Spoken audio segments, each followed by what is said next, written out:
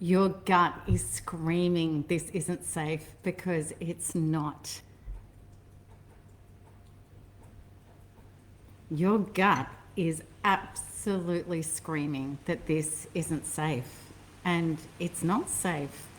A narcissist who won't take accountability has no intention of changing, and some part of you knows that. You might still be confused on the surface, you're still questioning yourself, still hoping.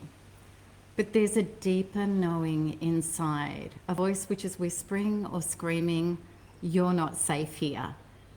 Welcome, dear Thriver, to Thriver TV, where we go quantum for real solutions that heal for real from narcissistic abuse. I'm Melanie Tonya Evans. I'm creator of the Narcissistic Abuse Recovery Program and a pioneer in quantum trauma healing. And today I want to speak directly to that inner knowing, the one that's been overridden, dismissed, and gaslit, so that you can finally trust it. So let's start with this truth. A person who refuses to take accountability is a person who refuses to grow, because growth requires self-reflection. And self-reflection means facing our own shadow. But for narcissists, that shadow is a place that they will not go, ever. Why not? Because buried in that shadow is shame. And narcissism is a shame-based skirmish. It's a shame-based disorder. And what's that shame? It's a sense of inner defectiveness that feels utterly unbearable to the narcissist. So to admit wrongdoing would mean facing the core belief that if I've done something wrong, I'm bad, I'm broken, I am nothing. So instead of owning anything, a narcissist is going to twist the truth, blame you, deny what happened, and they're very good at rewriting the narrative, rewriting the reality. Because you see, to a narcissist, admitting fault doesn't feel like growth, as it does people that want personal growth. They want to know where an edge is and something's not working to be able to grow, to be a better person, to have a better life. But a narcissist doesn't look at growth like that, doesn't look like admitting fault like that.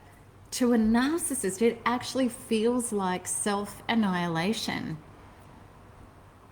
If their false self must remain perfect and blameless and untouchable to maintain that veneer, that mask, guess who ends up carrying all the blame?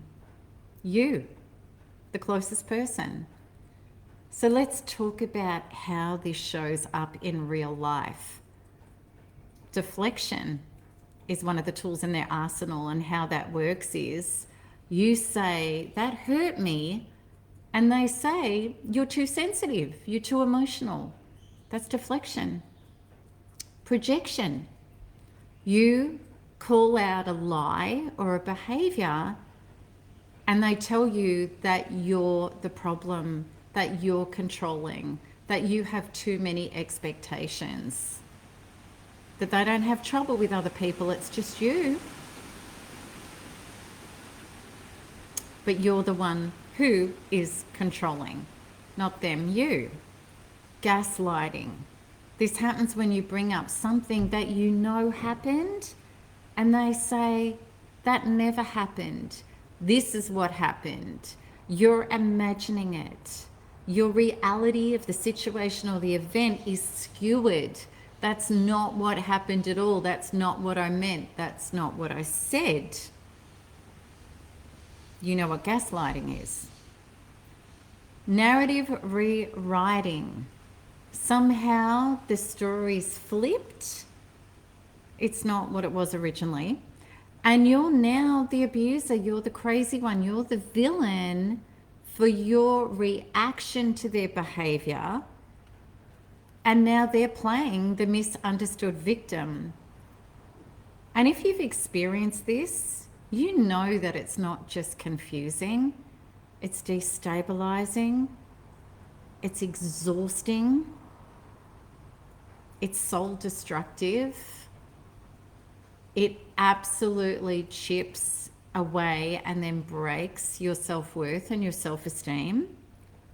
But above all of that, it's massively unsafe, that behavior.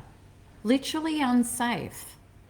So that feeling that you get in your chest, like it's caving in, that spin in your head where you feel like you're going crazy, that nausea and the twisting and the wrenching in your gut, that's your body speaking to you. And that's the seat of intuition, is in your body.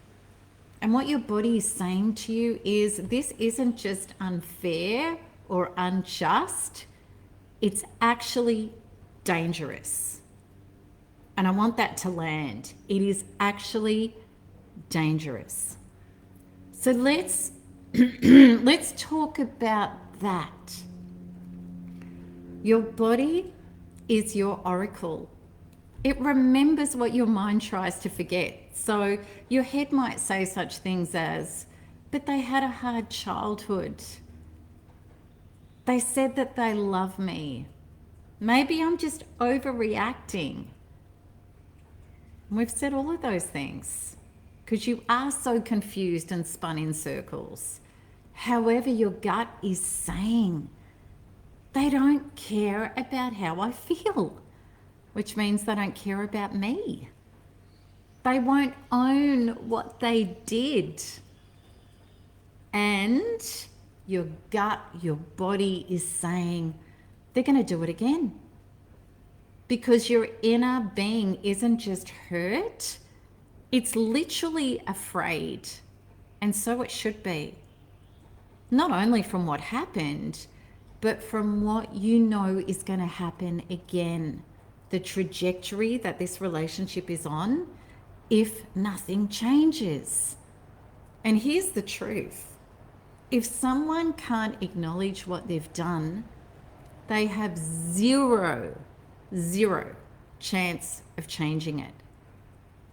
A person who cannot take accountability cannot change, and they won't. So let's walk through this and why, because it's so important to understand if you're locked in a situation like this.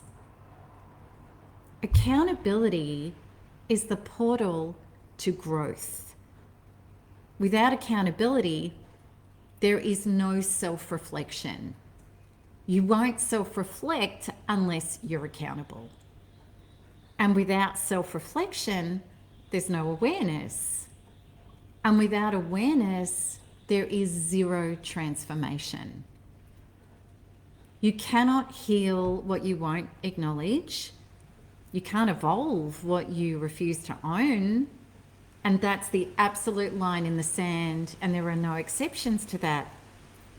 Narcissists refuse accountability, not because they can't learn, but because they will not feel what's required in order to grow. The shame. They refuse to feel it.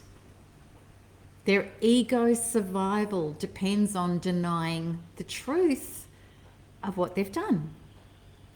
So they project it onto others. They deflect it. They gaslight it. They rewrite it. Because if they were to truly feel the guilt, the shame, and the impact of what they've done, it would destroy the illusion of their false self, which is their buffer they've created to place over the top of the mask the true self who feels incredibly shameful, defective, and insecure. And because it's a false self, it's paper thin. It requires all the right conditions to maintain it. And accountability is certainly not one of them. So, narcissists protect the mask, and they will sacrifice the relationship. They will throw you under the bus to hold the mask. They care more about avoiding their feelings than the tumultuous feelings that you're feeling. So narcissists preserve the false identity, and they will destroy intimacy. And they'll continue to do it again and again and again until you finally say enough. And here it is. You can't heal while you're waiting for their apology that is never going to come. Or if it does, it's fleeting. It's like, okay, that happened. Now there's no point going over it. Let's move on. There's no amends. There's no healing of your nervous system. And your body knows it's not addressed, and it is going to happen again. And this is where many beautiful souls get stuck. You wait, you hope for a crumb, which will be a faux apology. It won't even be a real one. And in another episode, I'm going to go into in detail what a true, authentic apology that is going to feel safe in your body, that you know there is some hope, what that actually is. But for this episode, you're waiting and you're hoping for that crumb, that apology. You believe that if they could just see what they've done, that they'd want to change, that they would walk in your shoes with you, that they would feel your pain, that they would get it, and they would finally say, I'm sorry, I see it now, and I want to make it right. But accountability is a choice. And if they're not choosing it, you're not healing. You're just recycling hope into heartbreak. And you're on a trajectory of repeat offenses.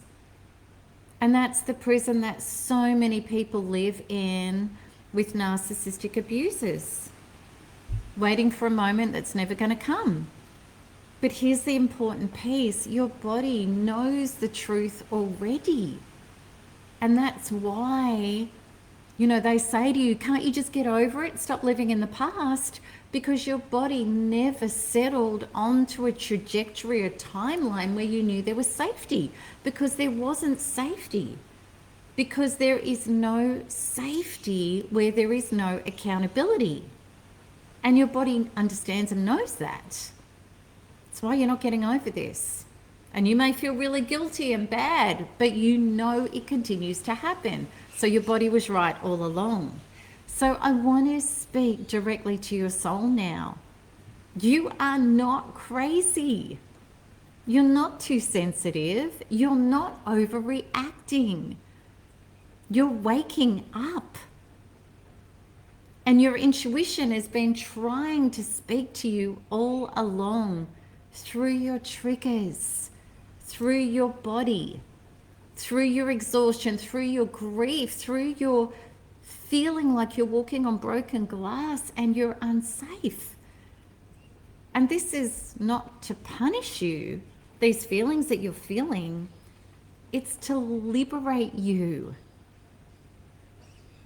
And when we're on the track of our growth and our liberation and our reclamation, we get to heal from the inside out, and then we understand you don't need their apology. You don't need their validation. You just need to come home to your knowing, to your truth, to yourself. And that's the path of healing. So, if this landed for you, drop it in the comments. This expression, I want you to say this because we can all anchor into this together. This is so important. I trust my inner knowing. Write it in the comments and really claim it. Because I know you've been told you're crazy. I know you've been told that you're sensitive, that you're making it up, that you're looking at it the wrong way, that it's your fault. But let's come home into our bodies and say, I trust my inner knowing. It knew all along. Without accountability, there is no reform, there is no safety. Beautiful. I love that you're writing that.